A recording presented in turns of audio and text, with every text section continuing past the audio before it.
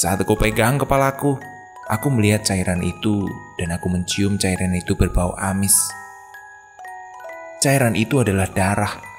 Terdengar bisikan di dekat kupingku. Aku di belakangmu.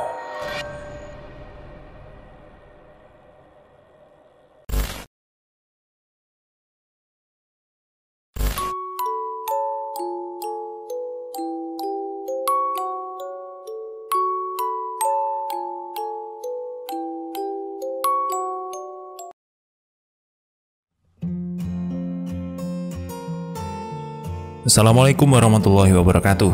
Teman-teman, untuk direkam, saatnya saya teruskan cerita Al. Kita sudah ada di part kedua. Buat teman-teman, jangan lupa klik tombol subscribe, like, dan juga komen sebagai wujud dukungan teman-teman ke channel ini. Dan langsung saja kita dengarkan cerita Al berikut ini.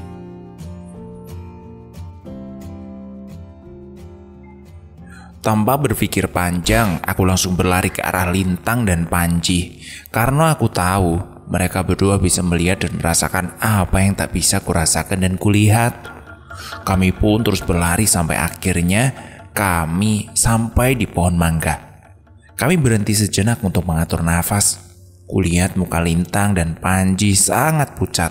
Saat aku bertanya kepada mereka apa yang sebenarnya terjadi, ternyata dia bilang, "Nanti saja kita ngumpul ya, kita cerita di sana."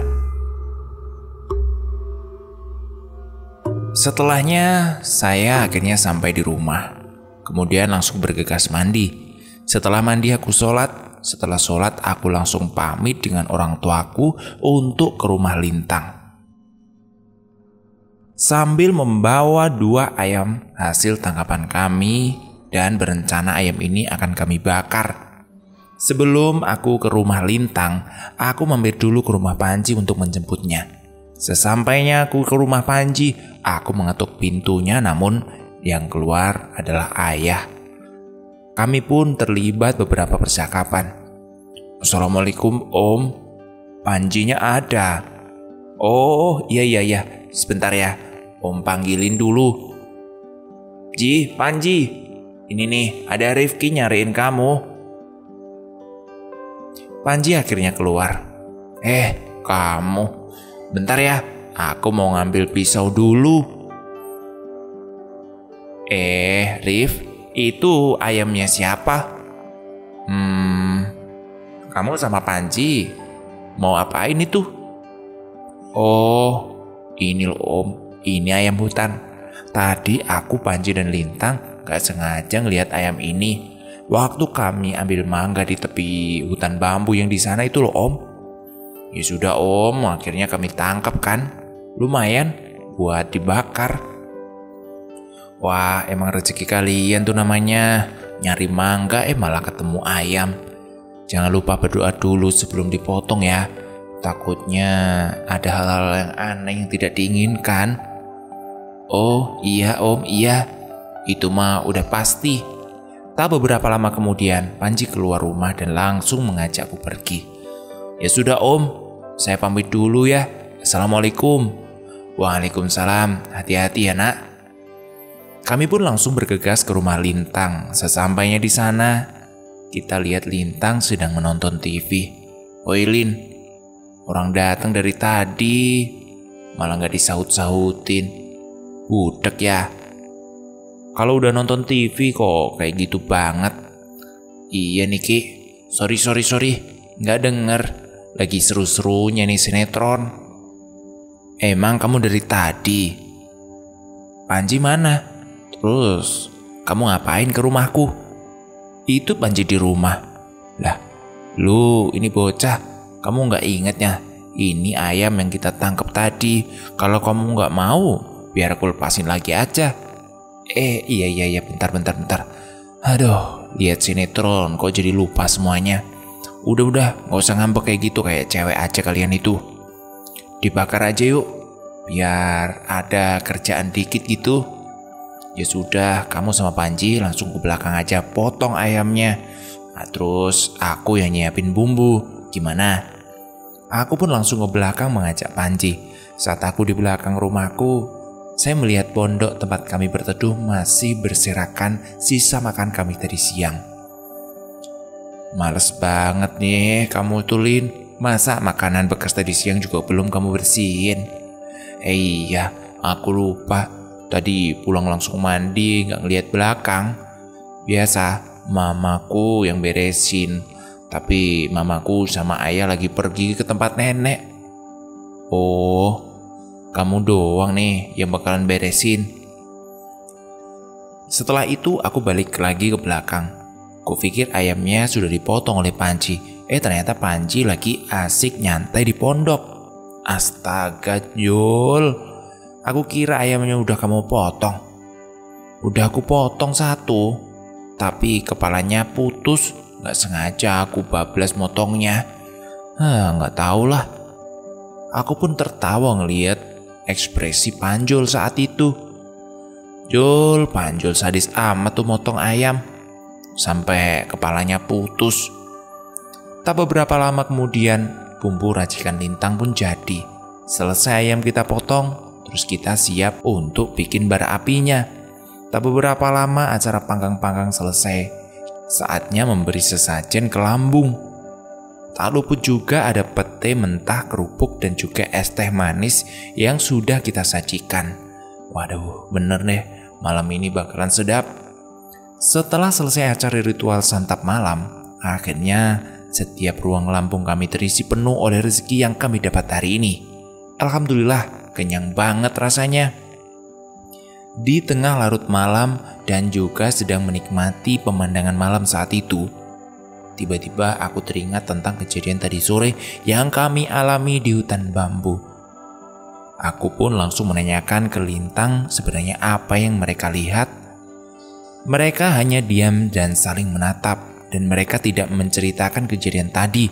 Namun aku tetap bersikeras meminta agar mereka menceritakan kejadian tadi sore. Akhirnya mereka menceritakan kepadaku. Lintang mengatakan bahwa ada sosok wanita di balik pohon kapuk itu, dan dia menatapku sangat tajam seolah hendak menerkamku. Lintang mengatakan sosok itu sangat menakutkan. Matanya merah, rambutnya panjang dan kukunya sangat panjang. Sosok itu juga mengenakan selendang berwarna merah. Dan Panji mengatakan bahwa dia merasakan aura negatif yang sangat menakutkan. Aku cuma diam dan menelan ludah, berdiri semua bulu kudukku. Saat aku mendengar cerita itu, waktu pun sudah larut malam, kami akhirnya berberes, kemudian lekas pulang. Karena besok hari ujian nasional, setelah berberes, aku dan Panji langsung pamit untuk pulang. Sesampainya di rumah, saya langsung tidur. Bener-bener, perut sudah kayak pecah, kenyang banget. Hanya hitungan 15 menit, aku kemudian hanyut dalam tidurku. Saat aku bermimpi, dalam tidurku aku bermimpi bertemu dengan seorang wanita menangis di sebuah bangunan tua. Kuperhatikan dia dari jauh, keadaannya amat sangat memprihatinkan. Kakinya dipasung, tangannya terlilit sebuah rantai yang cukup besar, dan juga rantai itu terlilit di lehernya. Dia menangis sambil merintih kesakitan. Sesekali dia juga menjerit lemah meminta pertolongan. Aku melihatnya merasa tidak tega. Aku meminta pertolongan. Aku melihatnya merasa tidak tega. Aku langsung mendekatinya dan berniat untuk menolongnya. Namun saat aku hampiri, dia hanya menunduk. Tanpa banyak berpikir, aku langsung membuka sebuah pasung di kakinya dan sebuah rantai yang melilit di tangan dan lehernya. Setelah aku berhasil membuka pasung dan juga rantai itu, aku langsung menarik tangannya dan berniat membawanya lari. Namun seorang menahan langkah kami dan menarik tangan wanita itu dari sudut yang gelap. Aku tidak bisa melihat sosok itu. Aku terus berusaha menarik tangan wanita itu dan membawanya untuk lari dari tempat ini. Namun aku sangat terkejut. Orang yang menariknya dari kegelapan itu mengeluarkan sebuah kapak yang ukurannya lumayan besar. Orang itu mengayunkan kapak dan menebaskan ke tangan wanita itu. Aku pun berteriak histeris melihat wanita itu kesakitan. Tanpa berpikir panjang, aku menariknya keluar bangunan dengan hati yang penuh ketakutan. Akhirnya, aku pun berhasil membawa wanita itu keluar bangunan. Tanpa menoleh ke arah wanita itu, aku pun melepas genggaman itu dari tangan wanita itu yang sedari tadi terus kutuntun. Namun saat ku lepas, aku merasakan ada sesuatu yang jatuh di sampingku. Aku menoleh ke arah samping, namun wanita itu tiba-tiba tidak ada. Menghilang entah kemana. Saat aku melihat ke arah bawah dekat kakiku, aku melihat sebuah tangan yang putus. Aku pun terkejut dengan histeris. Aku teriak dan mundur menjauhi tangan itu. Berkucur deras keringatku. Detak jantungku berdetak tak beraturan. Tiba-tiba aku menabrak sebuah pohon yang berdiri sangat besar di belakangku. Saat aku bersandar di pohon itu, ada seperti cairan kental jatuh dan mengenai kepalaku. Saat aku pegang kepalaku, aku melihat cairan itu dan aku mencium cairan itu berbau amis. Cairan itu adalah darah. Terdengar bisikan di dekat kupingku. Aku di belakangmu. Suara itu benar-benar jelas berada tepat di sampingku. Aku menoleh ke arah atas pohon yang berada di belakangku. Terlihat seorang wanita sedang duduk bergelantungan di salah satu ranting pohon besar itu. Menetes darah dari tangannya. Betapa terkejutnya, ternyata wanita itu adalah wanita yang tadi aku tolong. Saat aku sedang terheran dan terdiam, wanita itu berada di atas pohon. Padahal tadi dia bersamaku saat lari dari bangunan tua itu. Aku terus memandanginya sampai akhirnya dia pun melihatku. Saat dia menoleh ke arahku, aku melihat muka memerah. Tangannya tidak ada satu. Dia menggunakan sebuah selendang berwarna merah terlilit di lehernya. Dia melihatku dengan rasa penuh benci dan seperti ia tidak menyukaiku. Tiba-tiba dia tertawa sangat kencang dan berkata, "Kamu harus mati. Kamu harus ikut aku." Suara itu menggelegar dan sampai saya tidak bisa berpikir kembali. Dan seketika dia terbang ke arahku dan meremas pundakku. Aku pun terjatuh kesakitan dan sangat ketakutan sampai terjatuh terungkup dan berteriak, "Ampun, ampun, ampun." Namun suara tertawa itu lagi-lagi terdengar. Benar-benar melengking sampai kupingku merasa sakit. Tiba-tiba ada sebuah tangan yang menyentuh pundakku. "Pergi, pergi dari sini, pergi." Tiba-tiba terdengar suara lembut memanggilku, "Hehehe, bangun, bangun, bangun." Suara ayah membangunkanku. Aku pun membuka mata, bajuku basah penuh keringat. Seperti orang habis mandi. Aku lihat ayah dan ibu sudah berada di depanku, dan aku lihat sekelilingku sudah berada di kamarku dan tidak lagi berada di dekat pohon besar itu. Kamu itu kenapa, Tole?" "Gak apa-apa, Bu, gak apa-apa. Cuma mimpi buruk saja." "Oh alah, kok bisa, Tolele? Sudahlah, kamu sholat tahajud aja, biar agak mendingan." Aku pun langsung bergegas ke kamar mandi untuk mengambil wudhu dan sholat tahajud. Saat aku selesai sholat, aku berpikir tentang mimpiku tadi. Kenapa semuanya terlihat seperti nyata? Saat aku memegang pundakku, aku merasa sakit. Pundakku memar membiru. Aku semakin terheran dengan apa yang ku alami malam ini. Apa mungkin semua ini ada sangkut pautnya dengan sosok Ayu Putri? Kecemasan menemaniku malam ini. Aku berpikir tentang mimpiku malam ini terlihat seperti nyata.